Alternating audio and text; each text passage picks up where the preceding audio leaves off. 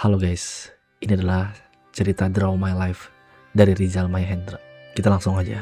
Oke, pertama, kenalkan nama gue adalah Muhammad Rizal Mahendra. Gue lahir tanggal 16 Mei 1997 di sebuah kota di Kalimantan Selatan. Dan saat ini umur gue adalah 29 tahun. Sebenarnya dulu waktu lahir, gue itu bukanlah anak yang diharapkan oleh bokap dan nyokap gue. Karena nyokap udah punya 2 anak. Kakak pertama gue itu perempuan dan kakak kedua gue adalah laki-laki. Dan nyokap tuh sebenarnya pengen berhenti di anak kedua karena kan terlihat udah perfect banget. Ini udah cukup. 1 anak perempuan, 1 anak laki-laki. Tapi entah gimana, gue lolos dan berhasil hidup di dunia. Meskipun gue lolos dan gak diharapkan, tapi nyokap gue bukan tipe yang sebel dengan keadaan itu. Dia mengurus gue selayaknya anak manusia lainnya. Ya dengan penuh rasa kasih sayang. Namun di zaman itu gue ngerasa gue dididik ala militer.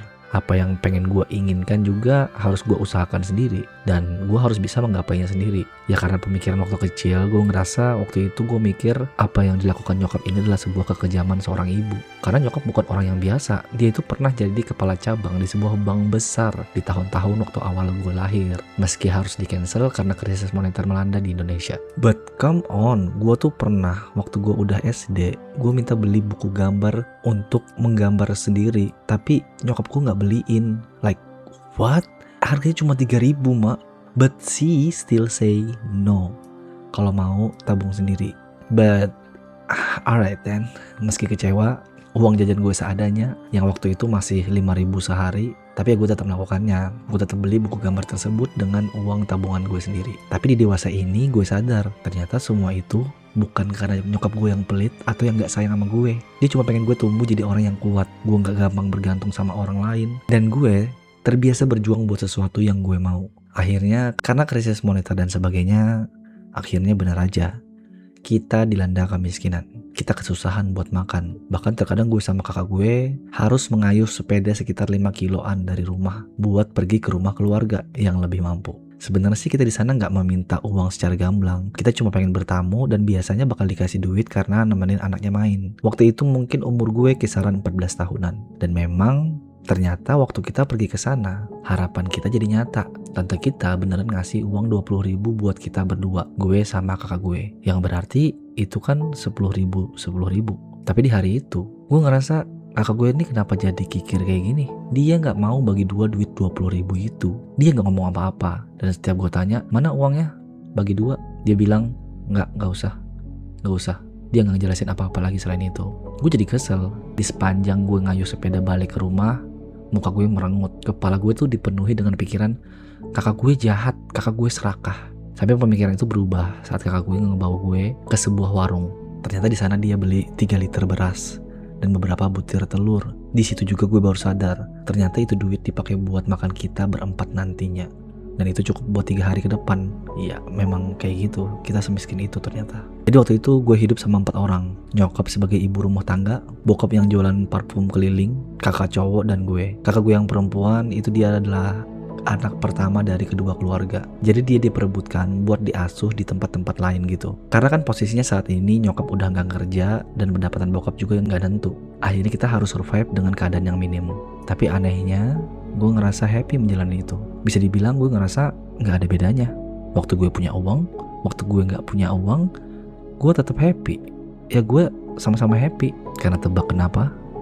Itu karena cara nyokap gue yang sudah menanami cara mengelola duit, cara menikmati yang ada, dan cara bertahan hidup sejak dini. Dan di situ juga gue mulai belajar, ternyata uang bisa habis jika di tangan yang salah.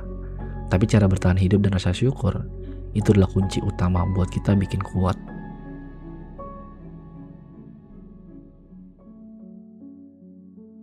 Masuk di zaman sekolah, gue banyak bulian. Di masa-masa sekolah itu, gue ngerasa kalau gue itu adalah orang yang bego banget. Gue gak pernah serius soal belajar. Mindset gue waktu itu cuman, terserah deh, yang penting lulus. Dan bener aja, gue pernah dapat nilai matematika 1,3 pas SMP. Dan lebih parahnya lagi, papan nilai itu dipajang di mading dan bisa dilihat satu sekolah. Dan gue adalah nilai paling rendah di sana. Terus apa yang gue lakuin? Gue malah cengar-cengir doang. Gue gak menanggapi itu serius. Gak ada niat buat memperbaiki juga. Pokoknya ini gak boleh dicontoh sih. Gue emang parah banget di pelajaran yang berhubungan sama otak kiri. Dari keadaan itu gue sempat punya pemikiran, kayaknya nanti hidup gue bakal gagal deh. Padahal gue lupa, gue gak ngeliat hal lain. Di nilai yang sama itu, ternyata gue punya kelebihan yang gak gue pandang. olahraga gue dapat 9, kesenian budaya gue dapat 9, bahasa Inggris 8. Tapi anehnya gue gak pernah nganggap itu sebagai keberhasilan. Gue masih ngebawa stereotype orang-orang waktu itu. Kalau lu gak jago matematika, fisika, atau kimia, berarti lu bakal gagal dalam hidup. Karena nilai tadi gue jadi lumayan sering kena bully. Meski bukan sasaran utama, tapi gue tetap kena cipratannya. Dan hal-hal kayak gitu tuh makin bikin gue yakin kalau gue bakal gagal nantinya. Tapi nyokap gue beda. Dia gak pernah marahin gue soal nilai, angka di rapot, atau hal-hal lain yang gue lakuin. Dia ngebebasin gue selama itu bukan hal yang negatif. Gue boleh aja bego, tapi yang penting harus tetap lulus. Dan jujur, sekarang gue sadar itu adalah salah satu karunia terbesar dalam hidup gue. Gue tumbuh di keluarga yang suportif. Nyokap gue tuh gak pernah marah waktu dengar cerita-cerita ketololan gue di sekolah. Dia cuma ketawa, terus besoknya dia lupa dan lanjut seperti biasa. Padahal kedua kakak gue itu pintar semua. Mereka itu gak pernah di luar dari ranking 1 sampai ranking 5 di sekolah. Sedangkan gue ranking 2 sih, tapi dari belakang. Tapi meski begitu, nyokap gue tuh tahu kalau gue tuh gak sepintar kakak-kakak gue. Cuman dia pernah bilang, anakku ini sukses nantinya, lihat aja nanti. Sebenarnya gue gak percaya waktu itu, tapi sekarang kayaknya ucapan nyokap gue ada benarnya.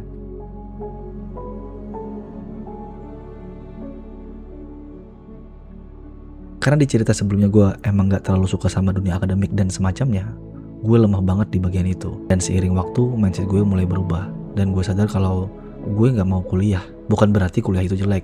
Bahkan menurut gue kuliah itu bagus buat orang-orang yang memang benar-benar menjalani prosesnya dengan serius. Cuma cara pandang gue waktu itu berbeda. Ini gue yakin nih bakal banyak yang gak setuju sama pemikiran ini. Tapi di sini juga gue gak berniat buat ngabenarin cara pikir gue ataupun maksa kalian buat ikut setuju dengan apa yang gue pikirin. Kalian bebas punya pandangan masing-masing dan boleh banget sharing nanti di kolom komentar. Karena di kepala gue waktu itu kuliah seringkali cuma jadi tempat buat nyari gelar, koneksi, sedikit teori, padahal perang sebenarnya justru ada di dunia kerja. Dan pemikiran itu bukan cuma muncul asal nyablak. Gue ngeliat sendiri gimana orang yang sampai pakai jasa joki buat nyelesain tugas bahkan kuliahnya. Like, bro, ini kalau proses belajarnya aja dilewatin, terus yang dia cari ini sebenarnya apa? Kan kuliah adalah tempat belajar. Dan jujur aja, ya hal-hal kayak gitu udah jadi rahasia publik gak sih? Dan dari situ gue mikir, berarti kuliah gak melulu tentang belajar. Ada orang yang kuliah buat nyari gelar. Terus gelar nanti dipakai buat apa? Buat dapat gaji yang lebih tinggi dibanding yang gak punya gelar. Terus gaji datang dari siapa? Dari atasan. Berarti apa? Ujung-ujungnya nanti gue bakal jadi bawahan. Dan waktu itu gue berpikir gue gak mau hidup berakhir kayak gitu. Gue pengen jadi bos buat diri gue sendiri. Meski mulai dari usaha kecil-kecilan dulu, siapa tahu nanti bisa jadi lebih besar. Tapi satu hal yang paling penting, gue tuh gak cuman ngomong doang soal gak mau kuliah dan akhirnya gue gak mau berkembang. Enggak. Gue juga sadar kalau keputusan yang ada di pikiran gue itu punya resiko yang besar. Jadi gue benar-benar berusaha keras buat nyari uang dan bangun jalan hidup gue sendiri. Habis lulus sekolah, gue langsung nyari kerja. Gue kerja di toko pakaian temen kakak gue yang gajinya 600-700 ribuan. Terus gue pernah kerja di tempat Thai tea yang juga gajinya cuma 600 ribuan. Semua duit kerjaan itu emang pure buat gue. Gue gak nanggung apapun buat hidup. Tapi tiba saatnya waktu gue kerja di sebuah toko komputer yang gajinya 600 sampai 1 juta. Jujur gue gak tahu hasilnya nanti bagaimana dan kapan. Tapi yang jelas saat ini gue tahu gue dalam posisi berjalan di jalan yang gue pilih. Dan ini akan terus jalan sampai gue ketemu jalur finishnya. Waktu itu umur gue udah 20 tahunan. Nyokap dan bokap gue pisah karena masalah keluarga. Nyokap pindah ke Malaysia buat ikut suami yang baru. Dan syukurnya di sana dia hidup makmur. Dan bokap tinggal di rumah lain sama istrinya yang baru. Jujur, perpisahan mereka ini gak bikin gue sedih. Karena gue tahu apa yang terjadi. Dan kalau mereka harus berpisah juga, itu adalah hal yang wajar buat mereka. Tapi gue ngerasa gue bukan anak broken home. Gue cuma anak that have to home. Kakak gue yang cewek itu udah nikah, dia punya anak. Jadi dia tinggal sama suaminya, yang kebetulan juga masih satu kompleks sama kita. Dan sisanya tinggal gue. Gue tinggal sama kakak gue yang cowok, nempatin rumah nyokap yang dulu kita tempatin bareng. Jujur di masa itu, hidup gue enak banget. Kakak gue, dia kerja sebagai analis di perusahaan tambang.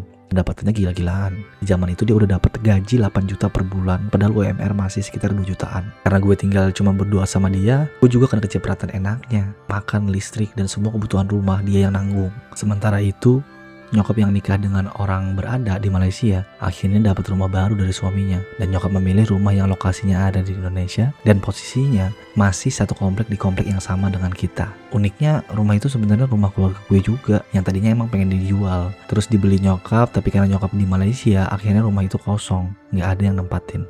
Terus sisanya gue kan sambil kerja, jadi gaji gue ya pure buat gue senang-senang sendiri. Waktu itu gue lagi aktif banget jadi b-boy. Gue suka banget sama dunia b-boy. Uang 600.000 hasil kerja gue habisin buat beli sepatu, baju seadanya buat latihan, dan ikut beberapa lomba b-boy. Ya meski gak pernah menang, tapi suruhnya dapet banget. Namun sampai akhirnya entah apa yang ada di pikiran kakak gue waktu itu, dia mulai ngatur gue lebih keras dari biasanya. Biasanya tuh gue latihan sama teman-teman b-boy itu dari jam 5 sore sampai jam 7 malam. Itu peak time dimana semuanya tuh pada ngumpul dan latihan bareng. Tapi tiba-tiba kakak gue nyuruh gue pulang jam 6 sore dan gak boleh keluar lagi setelah itu. Sebenarnya ya gak salah sih, malah bagus banget kan apa yang dia pengen. Tapi jiwa muda gue itu waktu itu ngerasa terkekang banget. Gue ngerasa gue gak ngelakuin hal salah, tapi kenapa gue dibatasin banget? Meski ya kalau dipikir sekarang ya emang salah juga sih, masih keluyuran lewat maghrib. Tapi saat itu gue gak suka sama keadaan itu. Akhirnya kita jadi sering debat, tapi bukan cuma soal jam pulang doang, dan banyak hal lainnya juga. You know lah, kakak adik cowok mana mungkin akur terus. Dan kalian tahu sendiri, di setiap perdebatan itu gue pasti kalah, karena dia donaturnya, donatur utama di rumah ini. Akhirnya gue milih cabut dari rumah. Gue ninggalin semua kenyamanan materi itu demi kenyamanan hati gue sendiri. Gue izin ke nyokap buat nempatin rumah baru yang udah lama kosong itu, dan nyokap ngebolehin. Syukurnya di rumah itu masih ada barang-barang peninggalan penghuni sebelumnya yang belum dipindahin. Ya memang itu barang-barang keluarga gue juga. Jadi gue masih boleh buat memakai perabotan-perabotan yang ada. Gue masih bisa nikmatin AC, masih bisa tidur di ranjang enak, nonton TV, ada rice cooker, ada kulkas. Ya buat gue waktu itu mewah banget. Karena rumah gue yang sebelumnya aja gak ada AC. Ya meski tagihan listriknya lumayan bikin mikir sih, tapi sumpah gue hidup sendiri dan gue ngerasa merdeka banget. Sayangnya itu gak bertahan lama. Waktu keluarga gue akhirnya dapat rumah baru, semua barang yang ada di rumah itu diangkut ke sana. Dan ya udah, gue mulai semuanya lagi dari nol. Dengan berbekal gaji kerja di toko komputer sekitar 800 sampai 1 jutaan, gue harus bisa bertahan hidup sendiri di sana. Ya meski gue gak bisa nyangkal kalau kalian bilang gue punya privilege, karena satu hal yang paling berat dalam hidup orang dewasa yaitu adalah bayar rumah. Tapi gue gak perlu melakukan itu. Jadi gue harus bisa survive dengan 800.000 itu untuk bertahan hidup di rumah tersebut. Dan ego gue itu gue gak mau bergantung sama orang lain. Gue harus bertahan pakai duit gue sendiri dan belajar memanage semuanya sebaik mungkin. Gue gak bilang ke nyokap, gue gak bilang ke kakak gue kalau gue kondisinya lagi terpuruk. Dan dengan gaji segitu, jujur itu tuh berat banget bro. 800.000 untuk 1 bulan. Bahkan gue selalu nyisihin 1 porsi makanan untuk beberapa kali makan di awal gajian nih. Ini skema yang bisa kalian pikirin deh. Di awal gajian, gue sebenarnya masih bisa beli ayam goreng lalapan harga 20 ribuan. Tapi itu harus gue makan 2 kali. Malam buat makan malam, besok paginya buat sarapan.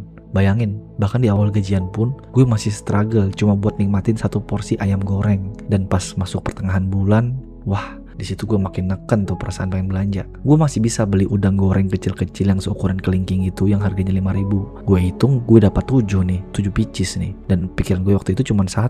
Lumayan nih, bisa buat 3 kali makan. Jadi sekali makan, gue cuma makan 2 udang kecil. Dan itu udah gue anggap cukup. Yang penting nasinya lumayan banyak gitu. Sisanya ya kebanyakan sih mie. Meski gue tetap jalangin karena gue gak mau sakit gara-gara makan mie terus. Tapi itu adalah hidup gue di pertengahan bulan yang memang udah kelihatan susah. Tapi tunggu sampai akhir bulan. Nah ini adalah bagian yang paling gue inget sampai sekarang. Ini momen downfall gue banget. Kalau udah masuk tanggal 25, itu ujian terberat gue. Biasanya uang gue tinggal 50.000 dan itu harus cukup buat bertahan 5-6 hari ke depan. Waktu itu gue pakai motor spin. Wah, Masya Allah, borosnya. Untungnya tuh tempat kerja gue tuh deket. Gue bisa ngisi bensin seliter buat 2 hari doang. Jadi gue harus hemat buat bensin dan stok beras. Dan yang paling gue tekan pengeluarannya ya ke lauk. Kalau di pertengahan bulan gue masih bisa makan udang 2 piece yang kecil. Di akhir bulan gue cuma makan 1 gorengan tahu buat 1 porsi makan. Harganya cuma 1.000. Tapi kalau lagi bosen makan tahu, gue beli telur harga 1.500. Tapi 1 telur itu gue goreng buat 2 kali makan. Jadi setiap makan gue cuma makan setengah telur doang. Ya meski kelihatannya pahit, orang yang tadinya hidup nyaman malah memilih ninggalin semua kenyamanan itu cuma buat ngasih makan egonya sendiri. Tapi anehnya, gue gak nyesel. Jujur gue malah menikmati semua keadaan itu. Gue gak pernah ngeluh, gue gak pernah minta ke nyokap, gue gak pernah minta duit ke kakak cewek gue, ke kakak cowok gue, ataupun ke bokap gue. Jadi semuanya pure gue usahain semuanya sendiri, buat diri gue sendiri. Karena ini adalah pilihan gue. Dan gue harus bisa survive karena gue sendiri yang ngambil resiko ini. Gue tuh sangat menjunjung tinggi yang namanya harga diri. Gue gak mau ngutang ke siapapun. Gue juga gak mau teman-teman gue yang hidupnya berada tahu keadaan gue yang sebenarnya. Mereka cuma boleh lihat gue dari sampulnya doang. Dengan senyum gue, tingkah usil gue di lapangan, dan betapa kelihatannya gue baik-baik aja. Cuma itu yang boleh mereka tahu. Sisanya biar gue urus sendiri. Tapi meski gue menikmati proses itu, bukan berarti gue suka hidup dalam keterpurukan. Gue tetap bangkit, pelan-pelan, step by step, lambat tapi pasti. Meski cuma jadi karyawan toko komputer dengan gaji kecil, gue mulai ambil kerjaan kecil di luar itu. Gue mulai bisa benerin komputer tetangga dikit-dikit. Dan pada suatu hari, ada tetangga gue yang ngasih uang 70.000 untuk memperbaiki komputernya. Gila, 70.000 itu gede banget menurut gue. Padahal gue cuma ngecek hal-hal simple yang bahkan gue sendiri gak yakin bakal berhasil. Gue cuma nyaranin dia beli spare part A, dan dia nurut. Gue pas dipasang ternyata beneran works. Dan dari situ gue dapat satu pelajaran berharga lagi dalam hidup gue. Kerja itu bukan melulu soal gaji. Kadang kerja adalah tempat buat menambah ilmu. Dan ternyata itu jauh lebih penting dibandingkan sekedar angka di slip gaji. Apalagi di dunia sekarang, komputer itu kan udah jadi kebutuhan di mana-mana. Gue gak bisa ngebayangin deh kalau waktu itu gue punya mindset ngapain kerja di toko komputer, gajinya kecil. Mungkin hari ini gue gak bakal jadi content creator, atau bahkan gue sendiri gak tahu gue bakal jadi apa. Setelah itu, gue mulai pelan-pelan step up ke tempat kerja yang lebih baik. Gue pernah kerja di tempat kuliner dengan gaji 1,5 jutaan. Gue kerja di perusahaan pembiayaan dengan gaji 2,5 jutaan. Gue pernah kerja di toko handphone dengan gaji 2,5 sampai 3,6 juta. Sampai akhirnya gue kerja di salah satu toko retail rumah tangga yang cukup besar di Indonesia. Dan di sana gaji gue udah di angka 4 sampai 6 juta. Semuanya gue jalanin pelan-pelan. Ya kayak naik tangga, satu demi satu. Dan semua ini terjadi nggak ada yang instan. Nggak ada deh cerita tiba-tiba sukses terus hidup langsung berubah. Ya, tapi setidaknya di setiap langkah kecil tadi selalu ada perkembangan.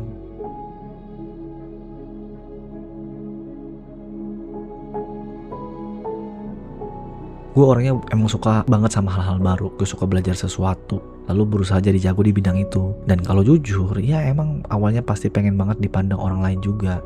Not gonna lie.